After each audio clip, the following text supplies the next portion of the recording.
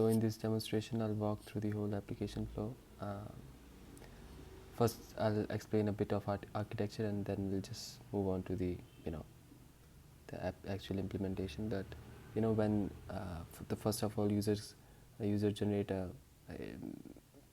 signed URL and uploads the video to that signed URL for that particular bucket and uploads it, and we have a lambda function that gets triggered when an object is created inside the bucket, and it Redis counts get incremented, and basically we at most we just process 5 videos at max, because that's much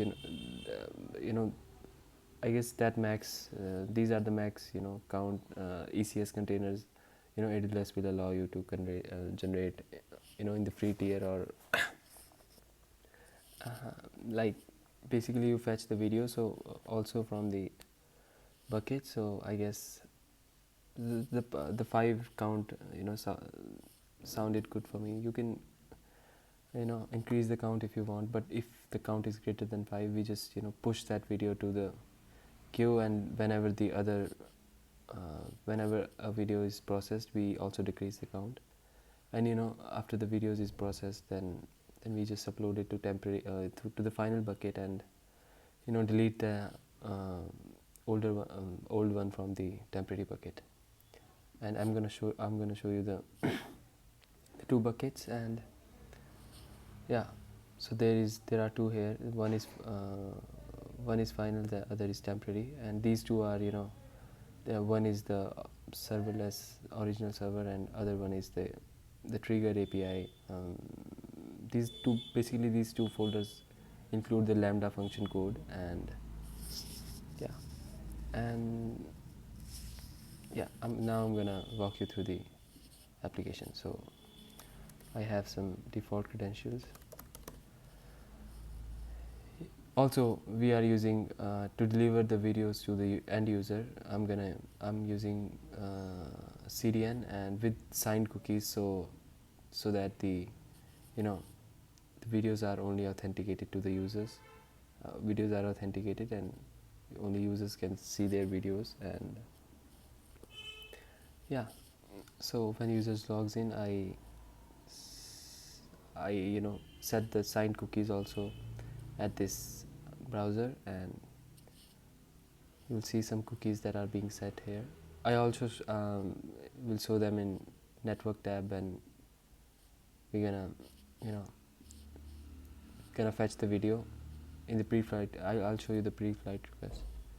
And yeah, so I'm gonna quickly upload a video, so that so that's a test video. And users upload the video. Now there is a signed URL that was generated here, and we uploaded the video to the S3 bucket. Now I can also show you the S3 bucket. That temporary bucket, it has the video. You can see the file name also, and the final bucket is empty. So what will happen now?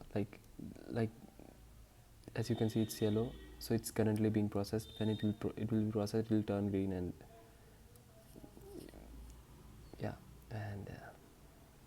now I'll show you the CloudWatch logs to what actually is happening. So there are basically 3 CloudWatch logs. One is for the trigger API that gets triggered when S3 bucket is generated. So it just triggers our other lambda function that the video has been added, and this lambda function also triggers this also provisions elastic container service. Basically provisions a container there, and which performs the transcoding task. So I'm just gonna show the logs here, and you can see the the signed cookies also are here. There are basically 3 cookies: key pair ID and CloudFront signature. These three cookies will be used to authenticate from the CloudFront. And yeah, so basically I'm gonna show you. Yeah, so the S3 trigger API lambda function triggered this handler of like a function of, or this lambda function, this lambda server, this main server with these all these metadata, and it's just created the video and video entry in the database, and started the ECS container, and you can see transcoding job started here. And that transcoding job is basically starting these ECS container here. And I'm gonna show you the logs now. So basically what it does, it's just download the video from the temporary bucket, and you can see upload/video, that this key of the bucket. And after video downloaded, we use worker threads to start the videos processing. We are using FFmpeg to do the transcoding, and it made a significant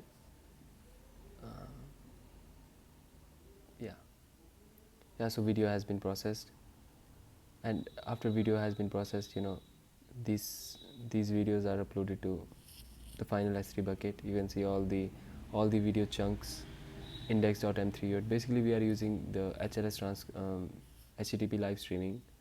So I'm not gonna explain what is HTTP live streaming in this video, but it's basically a better way to stream the videos based on users network bandwidth. And it automatic, like you must have seen in the YouTube, if you have not a very pretty good like data connection or anything, you receive a like not a video with better resolution. Like the resolution is pretty much not good if you have a bad connection. So that's the like a top view of it, like I would say. And yeah, when the videos is uploaded, you hit the webhook URL of the main function of the main server that we have, that that created this ECS, that provision this ECS container. This ECS container then trigger that server itself, that the video has been processed. Now I'm going to show you the logs after this, after it triggers this handler of that lambda function. So I guess, yeah, so this is the received ECS request that video has been transcoded perfectly, and you can just convert. The progress is completed. This key helps to decide whether it's gonna be green or yellow. So as it will set it completed, so now it's gonna be green. And yeah, and that's it, and that's the whole transcoding part. And now I'm gonna refresh, and you can see that it has been processed. Now I'm gonna show you the request, the pre-flight request that happens when we fetch that video. As you can see here, it's a CDN dot, that's the domain. Actually the original domain is thakurkaran.xyz. The both your original backend, like this server and the CloudFront CDN must be same to set the cookies. If you are basically taking my project, then you must keep in mind that these like both server and the CDN must be on same main domain. And yeah, then it's gonna work. Otherwise the cookies won't be set it in the browser. And yeah, as you can see here, I can fetch multiple resolutions from here. Yeah, yeah. So that's it for this video. And thank you for watching.